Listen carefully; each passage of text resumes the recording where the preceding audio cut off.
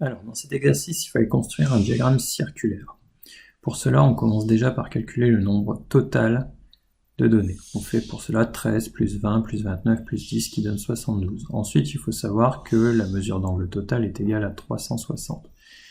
Il faut chercher à compléter ce tableau de proportionnalité. On va utiliser la méthode du coefficient de proportionnalité.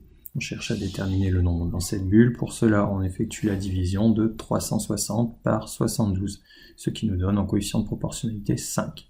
À chaque fois qu'on passe d'un nombre d'une ligne, de la première ligne à la seconde, il suffit de multiplier par 5. Pour la colonne du R&B, 10 fois 5 donne 50. Pour la colonne de la pop, 29 fois 5 donne 145. Pour la colonne du rock, 20 fois 5 donne 100. Et pour la colonne du rap, 13 fois 5 donne 65. Maintenant, nous allons construire chacun des secteurs à l'aide du rapporteur. Commençons par placer le rapporteur centré sur le centre du disque et avec le 1 des 0 aligné avec le premier côté qui est placé. Je vais commencer par le R&B. Je fais donc une marque à 50 degrés. Je trace la limite qui m'intéresse et je colorie d'une couleur le premier secteur. Je précise qu'il s'agit du R&B. Je reprends mon rapporteur et je vais passer au deuxième secteur. Je fais pivoter mon rapporteur pour placer mon 0 sur le côté que je venais de tracer à l'étape précédente. Je repère maintenant 145 degrés. Je trace la nouvelle limite à mon secteur. Je le colorie d'une autre couleur et je précise que ce secteur correspond à la pop. Je prends à nouveau mon rapporteur pour m'occuper maintenant du troisième secteur.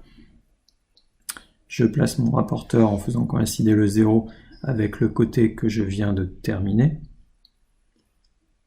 Et je vais chercher la bonne mesure d'angle, c'est-à-dire ici 100 degrés.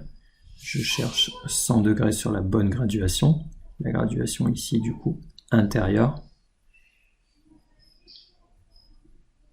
Je fais ma marque.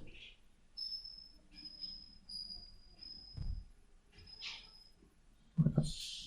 Je trace le côté qui va servir de limite, de deuxième limite à ce troisième secteur.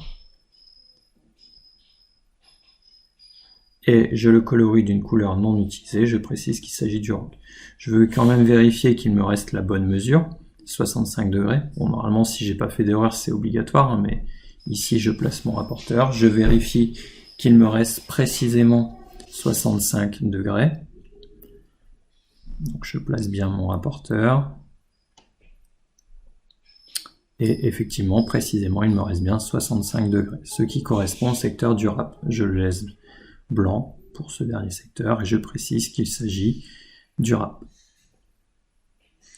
Voilà pour l'allure du diagramme qu'il fallait obtenir.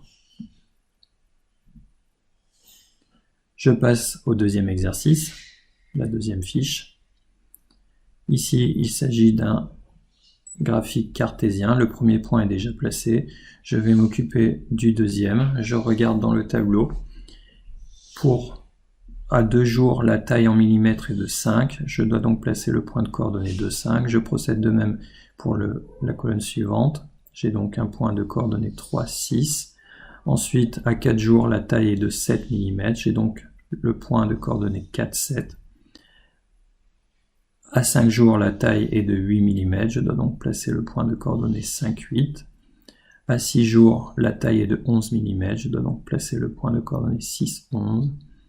À 7 jours, la taille est de 18 mm. Je dois donc placer le point de coordonnée 7, 18. À 8 jours, la taille est de 25 mm. Donc le point de coordonnée 8, 25. À 9 jours, la taille est de 34 mm. Donc le point de coordonnée 9, 34. À 10 jours, la taille est de 37 mm. Donc le point de coordonnée 10, 37. À 11 jours, la taille est de 41 mm. Donc je place le point de coordonnée 11, 41. À 12 jours, la taille est de 49 mm. Je place donc le point de coordonnée 12, 49. À 13 jours, la taille est de 60 mm, je place donc le point de coordonnées 13, 60. Et pour finir, à 14 jours, la taille est de 70 mm, je place donc le point de coordonnées 14, 70. Il me reste alors à tracer la courbe la plus lisse possible, passant par chacun de ces points. Et j'obtiens alors ce qu'on appelle un graphique cartésien. Ici, celui qui représente l'évolution de la taille de la plantule en fonction du temps qui passe. Voilà, cette séquence est maintenant terminée.